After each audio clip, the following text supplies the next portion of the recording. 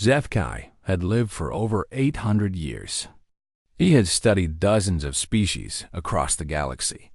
He had written reports on civilizations that built cities in the clouds and others that lived beneath frozen oceans. But when the Valorian Collective assigned him to observe humanity, he felt insulted. Humans were nothing special. Everyone in the galaxy knew this.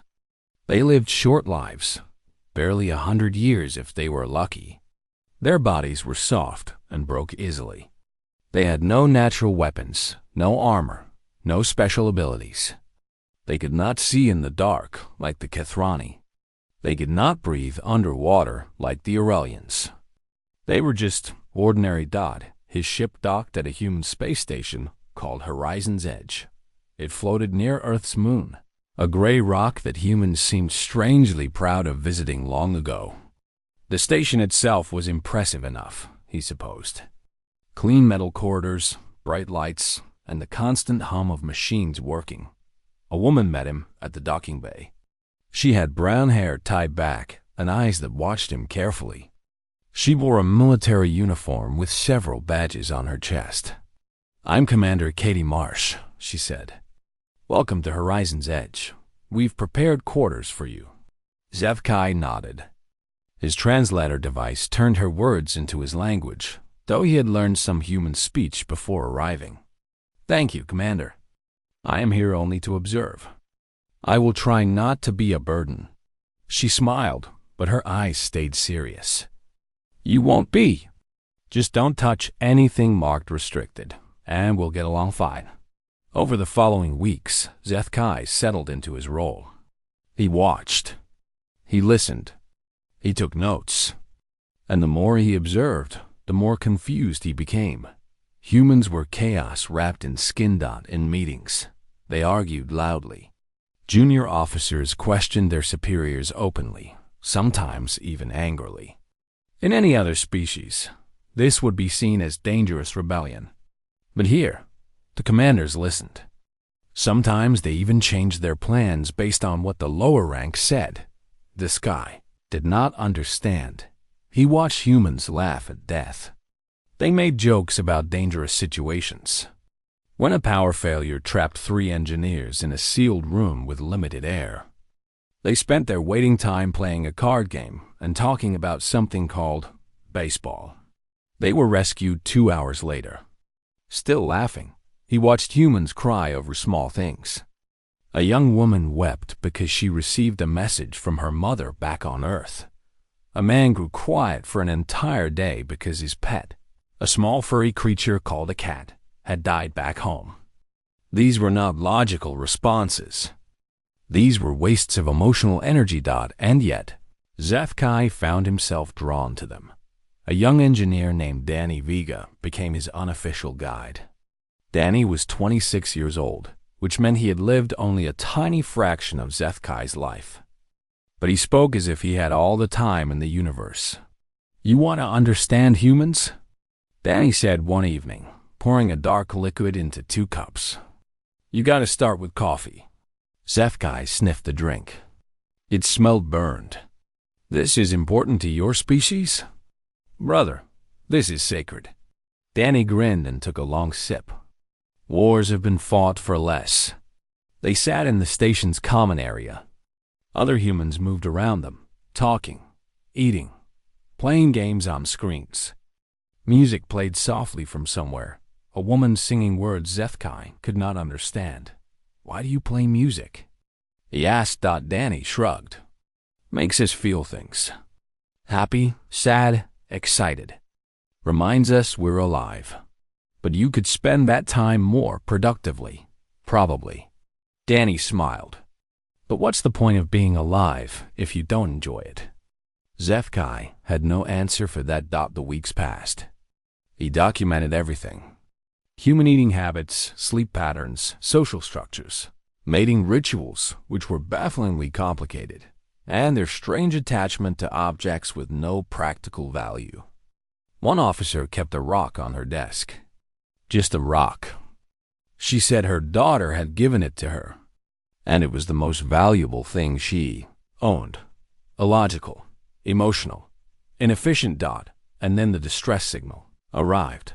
Zethkai was in the command center when it happened. The main screen flickered, and then a voice filled the room.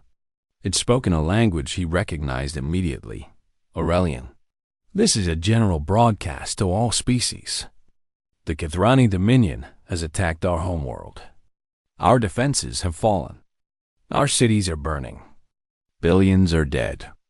We are sending this message to anyone who can hear us. Please, if anyone can help, please. The message cut off.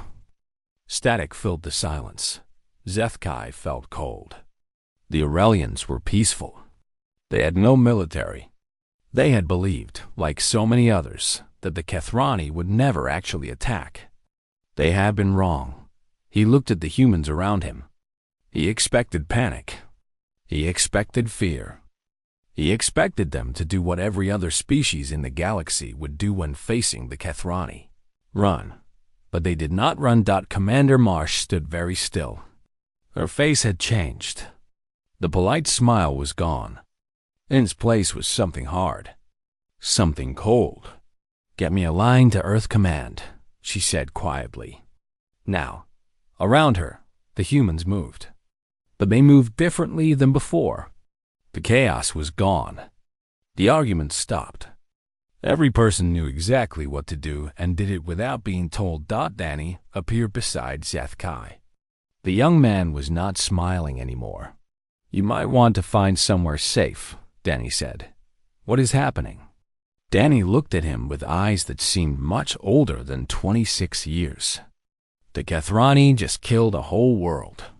Men, women, children. Burned them all. Yes, and your species is small.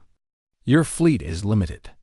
The logical response would be to hide and hope the Dominion does not notice you. Danny laughed, but there was no humor in it. Yeah, that would be logical. He turned to leave, then stopped. We're not really big on logical. We're more the find the biggest guy in the room and punch him in the face type. Zethkai watched him go. All around the station, humans were moving with a purpose he had never seen before. They were not panicking. They were not arguing. They were preparing. He opened his communication device and began recording a message to the Valorian collective. Initial assessment requires revision, he said slowly. I may have underestimated this species. We'll continue observation. Situation developing. He closed the device and looked out the window at the stars. Somewhere out there, the Kethrani were burning worlds. And here, on this small station, a species he had dismissed as primitive was preparing to do something about it. For the first time in centuries, Zethkai felt something he could not name.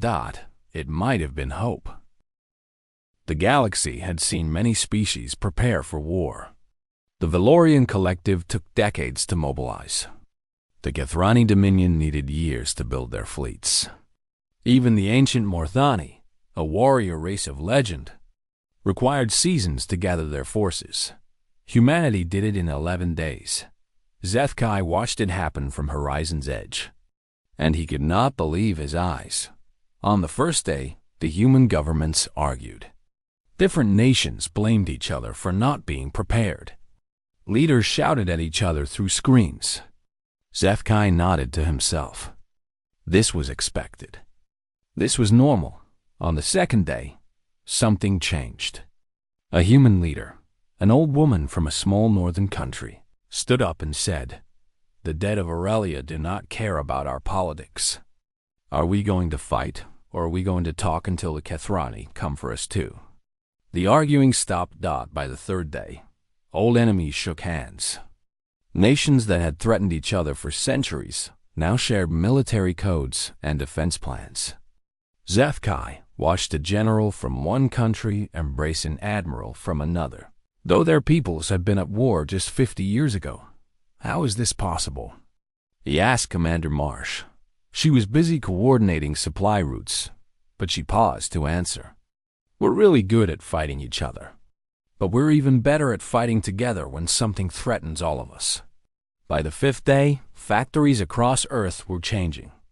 Machines that once built personal vehicles now built weapons. Companies that made entertainment devices now made communication equipment for soldiers. Millions of workers volunteered for extra shifts, working through the night to produce what the military needed. HFY received reports from his contacts on Earth. Civilian ships were being donated to the military. Cargo vessels, passenger liners, even private yachts owned by wealthy humans. They gave them freely, asking nothing in return. Why would they give away their property? He asked Danny during a rare, quiet moment. Danny was loading supply crates onto a transport ship. He wiped sweat from his forehead, because none of it matters if the Kathrani win. What good is a yacht when your planet is on fire? The human fleet gathered near Mars, the red planet that hung in the darkness like a drop of blood. HFY counted over 300 warships, and more arrived every hour. They came from every nation, flying different flags, but moving as one force. Fleet Admiral Marcus Cole took command. He was a tall man with gray hair and a face carved from stone. When he spoke, every human listened. "We are not here to die," he said in a broadcast to all ships. "We are here to make the enemy regret the day they decided to burn innocent worlds. We are here to show them that some things in this galaxy fight back." The humans cheered. HFY felt the sound vibrate through the station's walls. He sought out soldiers to interview. He wanted to understand why they were volunteering to die. He found Laura Diaz in the training bay. She was 23 years old, barely an adult by human standards. She had joined the military 2 days after the Aurelian message arrived. Now she practiced combat moves against a training machine, her face fierce with concentration. "You could stay here," HFY said. "You are young. No one would blame you." Laura stopped and looked at him. Her eyes were dark and serious. "I had a little brother. He died when he was 8. Sickness took him. I couldn't do anything to save him." She picked up her weapon and checked its charge. "The Kathrani killed children on Aurelia. Millions of them. I couldn't save my brother, but maybe I can stop them from killing someone else's." HFY did not know what to say. On the 9th day, refugees began arriving. Aurelians who had escaped the destruction crowded into damaged ships with barely enough air to survive. Commander Marsh organized teams to receive them, provide medical care, find them places to sleep. Other species in the galaxy had closed their borders to the refugees, afraid that helping them would make the Kathrani angry. Humanity opened their arms. HFY watched a human doctor work for 18 hours straight, treating wounded Aurelians until she collapsed from exhaustion. When she woke, she immediately asked if there were more patients. "Why do you do this?" HFY asked her. "These are not your people. They have never helped humanity. Some Aurelians even spoke against your species in the Galactic Council." The doctor, a tired woman named Grace Kim, looked at him like he had said something very strange. "They're hurt. They need help. What does anything else matter?" On the 11th day, the fleet was ready. HFY received permission to join them. The Valorian Collective wanted a first-hand account of humanity's destruction. They expected the humans to be crushed quickly. They wanted documentation of the failure. He packed his belongings and prepared to board a warship. Commander Marsh met him at the docking bay. "You're really coming with us?" she asked. "My assignment requires complete observation." She nodded slowly. "You know the odds. The Kathrani have never lost a war.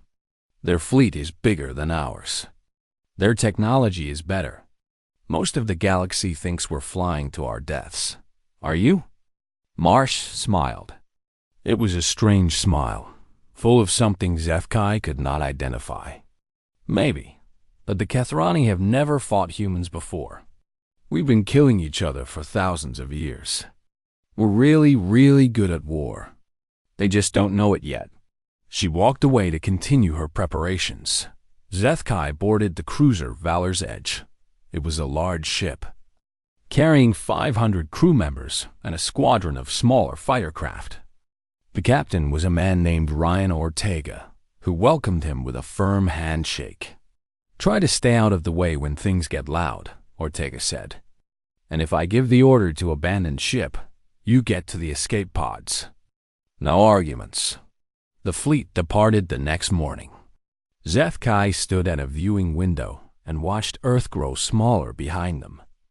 Blue and green and white covered in clouds, hanging in the darkness like a precious jewel.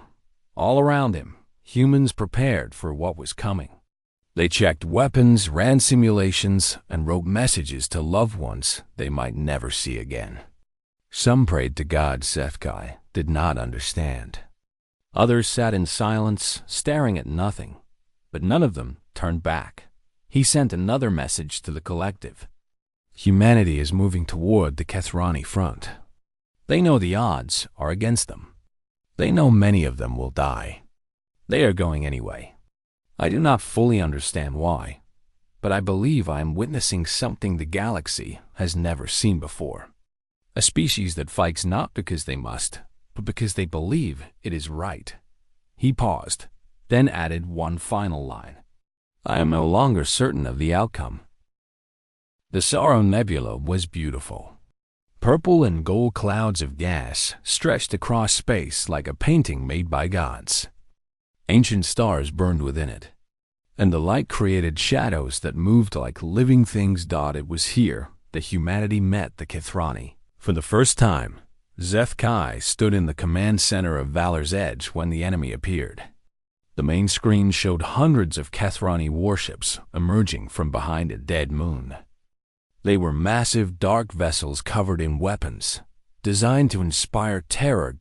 It was working. "Contact confirmed," an officer announced, his voice tight with fear. "Over 900 enemy ships. They outnumber us 3-1. Captain Ryan Ortega stood at the center of the room, his hands clasped behind his back. His face showed no emotion, but HFY could see the muscles in his jaw working. "Signal the fleet," Ortega said calmly. "All ships to battle positions.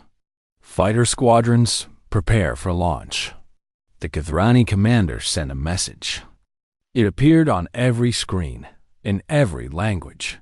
"Humans, you have come far to die. Surrender now, and we will make it quick. Resist, and we will burn your worlds as we burned Aurelia. Choose." Admiral Cole's response came 30 seconds later. "We choose neither. We choose to fight. And when we win, we're coming for your homeworld next." The Kethrani ships began firing. HFY had studied many battles. He had read accounts of great wars, analyzed tactics, documented strategies. But nothing prepared him for this. Space became fire. Energy beams cut through the darkness. Missiles streaked between ships like angry stars. Explosions bloomed in silence, brief flowers of light that meant the deaths of hundreds. The human ships were smaller and weaker than the Kethrani vessels. Their shields failed faster. Their hulls broke easier. HFY watched 3 cruisers die in the first 5 minutes, ripped apart by concentrated fire. But the humans did not run. They adapted. Where one tactic failed, they tried another. Where one ship fell, others moved to cover the gap. They fought like wild animals, unpredictable and fierce. A Kethrani dreadnought, the largest ship in their fleet, moved toward the human command vessel. Its weapons charged, ready to end the battle with a single blow. Captain Ortega's voice came through the communication channel, reaching every human ship. "This is Ortega. I'm taking my squadron in. We're going to hit that dreadnought's engines. If we can cripple it, the command ship survives." Admiral Cole responded immediately. "Ryan, that's a suicide run. Those engines are shielded. Then we'll just have to knock hard enough to break through." Ortega paused. "It's been an honor, sir." Ortega out. HFY watched from the viewing window as Ortega's squadron, 12 small fighter craft, broke away from the main fleet. They flew directly toward the dreadnought, dodging fire, losing ships one by one. Ortega's was the last one left. His ship was damaged. One engine was gone.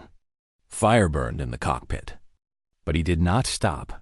He aimed his craft at the dreadnought's main engine core and pushed to full speed. The explosion was bright enough to blind sensors for 3 seconds.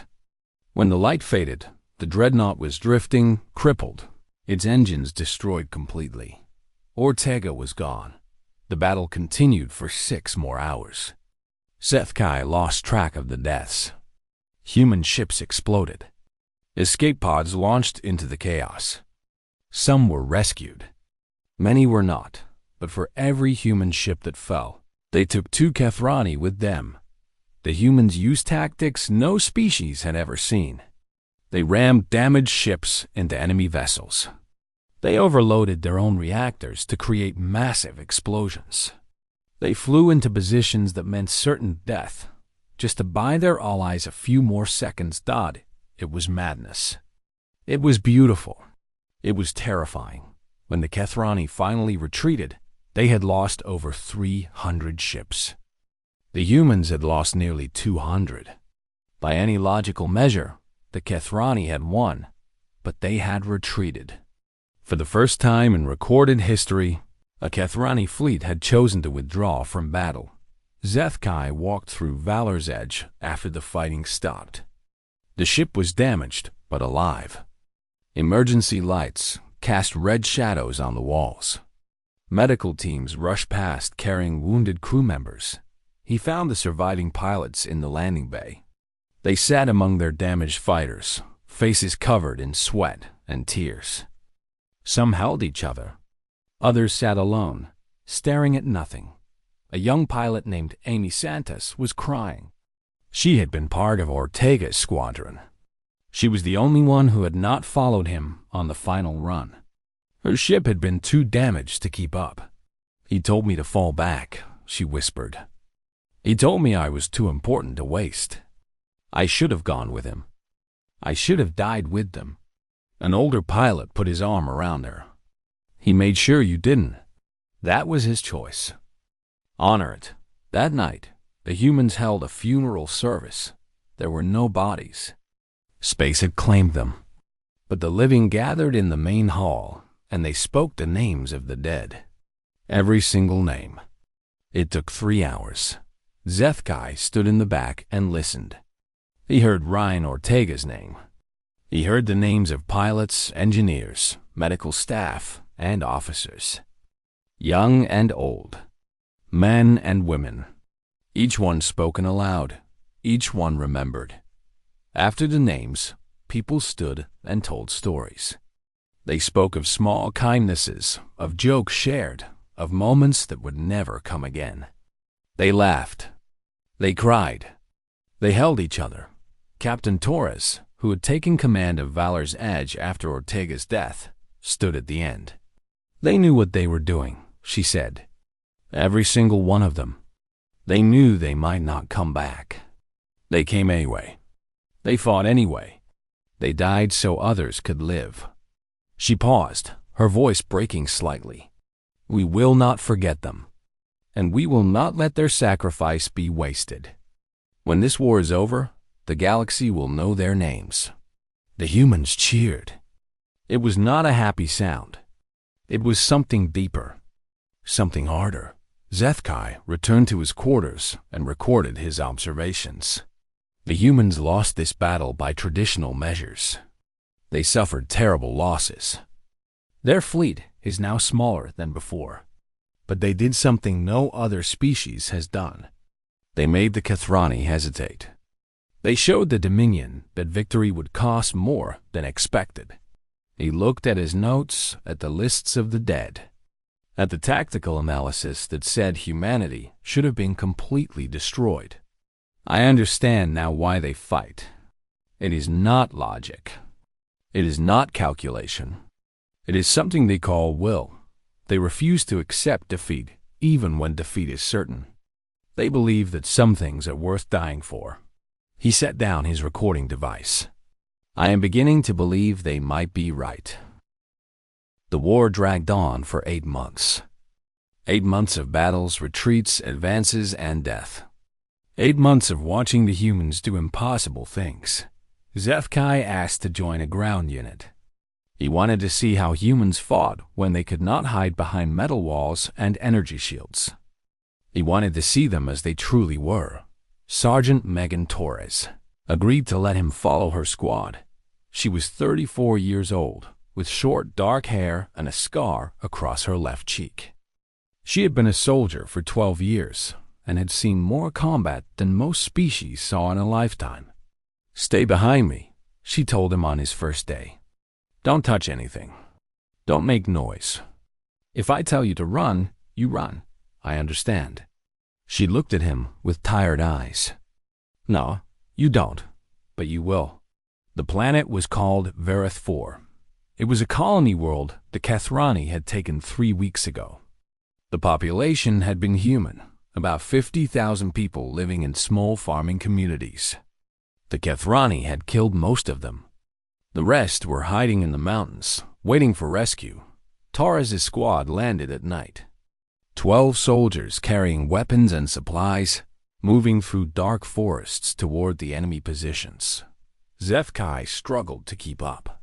Human soldiers could move faster than he expected, even carrying heavy equipment. They communicated with hand signals, rarely speaking, always watching the darkness around them. They found the first bodies at dawn. A farmhouse, burned to the ground. Inside, the remains of a family. Parents and 2 children. They had tried to hide in the basement. One of the soldiers, a young man named Chris Dunn, fell to his knees and VOMIT. Torres put her hand on his shoulder. "Get up, soldier. We mourn later. Right now, we have work to do." They buried the bodies quickly, marking the graves with stones. Torres said a few words, though HFY did not understand all of them.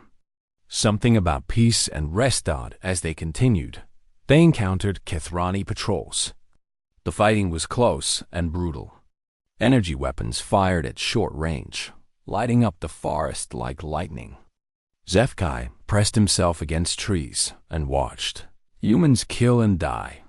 Torres' squad lost 2 members in the first week. They found more survivors, though, pulling frightened humans from caves and ruined buildings, giving them food and medicine. One evening, they captured a wounded Kethrani soldier. He had been left behind by his unit, his leg damaged beyond repair. HFY expected the humans to kill him. The Kethrani showed no mercy to prisoners. Logic dictated responding in kind. Instead, Torres ordered her medic to treat the prisoner's wounds. "Why?" HFY asked her, genuinely confused. "He would not do the same for you."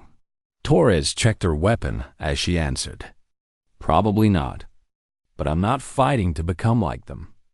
I'm fighting so we don't have to." The prisoner lived. They left him with enough supplies to survive until his people found him. "You should have killed me," the Kethrani said as they prepared to leave. Torres shook her head. "Go home. Tell your leaders what you saw here. Tell them we're not what they expected." The months of war changed things across the galaxy. Other species, watching humanity fight, began to reconsider their positions. The Valorian Collective sent supplies. The Mothrani offered intelligence support. Even the neutral trading guilds started refusing Kethrani business. Humanity was winning. Not quickly. Not easily. But winning. Then came the plan for Kethros Prime. Admiral Cole gathered his commanders for a final briefing. The Kethrani homeworld was heavily defended. Hundreds of ships guarded it. Massive orbital platforms could destroy entire fleets. A planetary shield protected the surface from bombardment. "We can't beat them ship to ship," Cole said. "We don't have the numbers. But their shield generator is on the surface. If we can destroy it, we can end this war. How do we get past the fleet?" Someone asked. Cole smiled grimly. "We don't. We go through them. A small strike team, moving fast. while the main fleet draws their fire.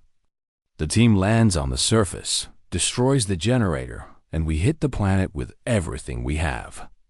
The room was silent. Everyone understood what this meant. The strike team would not survive. Lieutenant Commander Ben Hawley volunteered first. He was 37, a pilot with more combat missions than anyone else in the fleet. His wife, Dr. Nicole Hawley, served as chief surgeon on the medical frigate Mercy's Light. "I lead the strike team," Ben said. "I know those ships better than anyone. I can get us through." Cole looked at him for a long moment. "You know what you're volunteering for?" "Yes, sir." "I know." That night, Ben and Nicole shared their last communication. HFY was not present, but Danny told him about it later. They had talked for 2 hours, saying everything that needed to be said. They had been married for 9 years. She told him she was proud of him, Danny said, his voice quiet. He told her he loved her. Then they just sat there, looking at each other through the screen, until the signal cut out. The attack began at dawn. Ship time. The human fleet emerged from hyperspace and immediately engaged the Kethrani defenders. It was chaos, worse than the Sorrow Nebula, a swirling storm of fire and death. Ben's strike team, 15 small ships, slipped through the chaos. They lost 7 before reaching the atmosphere. The remaining 8 dove toward the surface, burning through the sky like falling stars. HFY watched the battle from Valor's Edge, now commanded by a woman named Captain Sarah Webb. The main screen showed the planet below, the tiny dots of the strike team disappearing into the clouds. Ground forces were waiting. Kethrani soldiers fired on the ships as they landed. Ben's team fought back, pushing toward the shield generator through waves of enemy troops. Communications were scattered. Broken transmissions, screams, weapon fire. Then Ben's voice, clear for just a moment. "We're at the target. Setting charges now. Tell my wife." The transmission cut off. The explosion was visible from space. A bright flash on the planet's surface, followed by a ripple of energy as the shield generator died. "Shield is down," Webb shouted. "All ships, begin bombardment." The human fleet opened fire on Kethros Prime, military targets, weapon platforms, communication centers. One by one, the Kethrani defenses fell. Within 48 hours, the Dominion leadership surrendered. HFY was there when they found Ben Hale's wreckage. He had been in the heart of the explosion. No one expected survivors, but humans were strange about survival. Nicole Hawley, working without rest, led the medical team that pulled Ben from the ruins. He was barely alive, more machine than man by the time she finished. She performed procedures that other species would have considered impossible. She refused to let him die. HFY watched her work for 16 hours straight. When she finally stopped, her hands covered in blood, her husband breathing weakly on the table, she looked up at the observation window where HFY stood. She did not smile. She did not cry. She simply nodded once and then collapsed into a chair to rest. The war was over. Humanity had won. The galaxy changed after the war. The Kethrani Dominion fractured into a dozen smaller states, each one rushing to sign peace agreements with humanity and its allies. Their great empire, which had terrorized the stars for 3 centuries, collapsed in a matter of weeks. Refugees returned to rebuild their worlds. The Aurelians, those who had survived, began the slow process of healing. They named a new city after Ryan Ortega, the captain who had given his life in the first battle. They called it Ortega's Hope. Other species, who had watched from safety while humanity bled, now came forward with offers of friendship. Trade agreements were signed. Diplomatic missions arrived on Earth every day. The small, unremarkable planet that HFY had once dismissed became the center of galactic attention. The Galactic Council offered humanity a permanent seat. It was the highest honor they could give, recognition as a major power among the stars. The human ambassador, a calm woman named Catherine Price, accepted. But she had conditions. "We will take the seat," she said, standing before the council chambers. "But we have some requests. First, the refugee species must receive representation.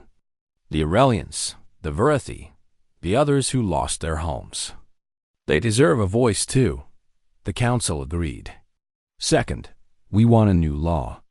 Any species that attacks civilian populations, that burns worlds, that commits acts like the Kathrani committed, will face the united response of all council members. This must never happen again." The council agreed to this as well. Catherine Price smiled and took her seat. Humanity had arrived. HFY watched it all from a viewing gallery above the council chambers. He had been on this assignment for over a year now. His superiors wanted him to return home, to submit his final report and receive a new posting. He was not sure he wanted to leave. The humans had invited him to a ceremony on Horizon's Edge, the station where his journey had begun. He decided to attend before making his decision. The station was different now. More ships docked at its ports. More species walked its corridors. What had once been a purely human outpost was becoming a meeting place for the Galaxy. Commander Katie Marsh met him at the entrance. She looked tired but happy. The war had aged her, adding gray to her hair and lines to her face, but her eyes were bright. "HFY, glad you could make it. I received an invitation. It would have been rude to refuse." She laughed. "Since when do you care about being rude?" They walked together through the station. HFY saw humans everywhere, celebrating, talking, living their brief lives with the same intensity he had observed from the beginning. They had lost so much in the war. So many dead. So many wounded. Yet here they were, laughing and drinking and playing their strange music. "How do you do it?" he asked. "Do what?" "Continue. After everything that happened. After all the death." Marsh thought for a moment. "We remember them. The ones we lost. We carry them with us. And we try to build something worthy of their sacrifice." She shrugged. "It's all we can do." The ceremony was held in the main hall. Hundreds of people gathered, human and alien alike. On a small stage, Admiral Cole stood with several other officers. They were honoring the heroes of the war. Names were read aloud, medals were given, speeches were made. HFY listened to stories of bravery and sacrifice, of ordinary people doing extraordinary things. Ben Halley was there, in a wheelchair pushed by his wife Nicole. He had survived, barely. He would never walk again, never fly again. But he was alive, and he held Nicole's hand like he would never let go. Danny Vega found HFY in the crowd. The young engineer looked older now, his face more serious, though his smile remained the same. "So, are you staying or going?" "I have not decided." Danny nodded. "Well, if you stay, we're playing cards tonight in the common room. Could use another player. I'm not very good at your card games." "Neither am I. That's what makes it fun." At the end of the ceremony, Admiral Cole called HFY forward. The alien walked to the stage, uncertain of what was happening. Cole held a small medal in his hand. It was bronze, shaped like a star, with human words engraved on the back. "This is the Medal of Service," Cole said. "We give it to those who have served alongside humanity in times of crisis. You came to observe us, but you stayed to help. You carried wounded soldiers on Verith 4. You helped coordinate refugee evacuations. You risked your life when you didn't have to." He pinned the medal to HFY's chest. "We don't forget our friends. Welcome to the family." The humans cheered. HFY stood on the stage, looking out at the crowd, feeling something warm spread through his chest. That night, he submitted his final report to the Valorian Collective. I was sent to observe a species considered primitive and unremarkable by galactic standards. What I found was something far different. Humans are fragile. Their bodies break easily. Their lives are short. By any logical measure, they should not have survived this war. They should have been destroyed by the Kethrani, forgotten by history, erased from the galaxy. But they were not destroyed. They fought back. They bled and died and kept fighting when any rational species would have surrendered. I have tried to understand why. I have studied their tactics, their technology, their social structures. None of these explain what I witnessed. They should not have won. Every analysis said they would lose. They won anyway. I believe I finally understand. Humans do not fight because they think they will win. They fight because they believe some things are worth fighting for, regardless of the outcome. They protect strangers who have done nothing for them. They show mercy to enemies who deserve none. They sacrifice themselves for ideals they cannot even fully explain. This is not logical. This is not efficient. This is not how the galaxy is supposed to work, but it is why they won. The galaxy has noticed humanity now. We will never stop noticing them. They have changed everything by simply being who they are, a species that refuses to accept that might makes right, that believes in something greater than survival. I do not know what the future holds, but I know this. I am glad they are our allies. I would not want them as enemies. This concludes my report. He paused, then added one final line. Request permission to extend my assignment indefinitely. I have more to learn. He sent the report and closed his device. Then he walked to the common room, where Danny Vega and a group of humans were setting up a card game. "Do me in," HFY said. Danny grinned and handed him his cards. Outside the window, the stars burned cold and distant. Somewhere out there, the galaxy continued its endless dance of war and peace, of empires rising and falling. But here, on this small station orbiting a small moon near a small planet, a group of humans and one alien sat around a table, playing cards and telling stories. HFY had traveled the galaxy for 800 years. He had seen wonders beyond description. But sitting here, holding his terrible cards, listening to Danny complain about losing, he realized something important. For the first time in his long life, he felt like he was home.